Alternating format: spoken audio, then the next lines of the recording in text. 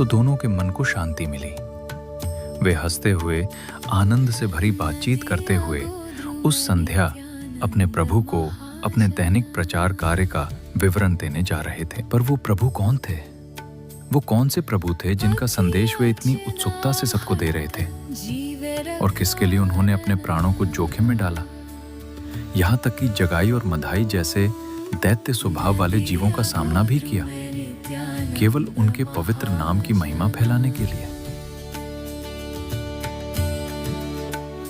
गोलोक वृंदावन में भगवान श्री कृष्ण की नित्य सेवा श्रीमती राधा रानी द्वारा की जाती है और वे उस प्रेममयी सेवा में अनंत आनंद का अनुभव करती हैं।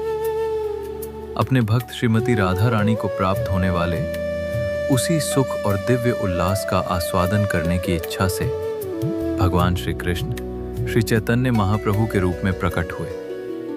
वे स्वयं कृष्ण हैं, किंतु अपने ही भक्त के भाव में प्रकट हुए हैं। वे कृष्ण की भांति श्याम वर्ण के नहीं हैं, बल्कि उन्होंने श्रीमती राधा रानी का स्वर्णिम वर्ण स्वीकार किया है।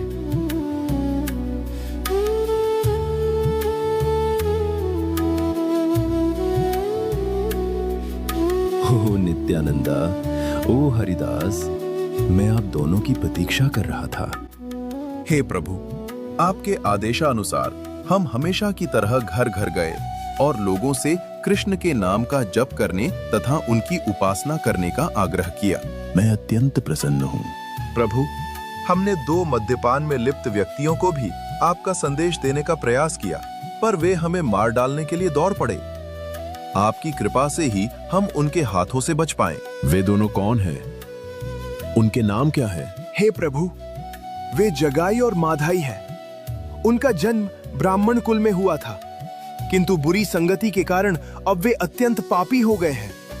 ये दोनों मद्यपान में डूबे हुए भाई हैं, जिन्होंने हर प्रकार का कल्पनीय अपराध किया है।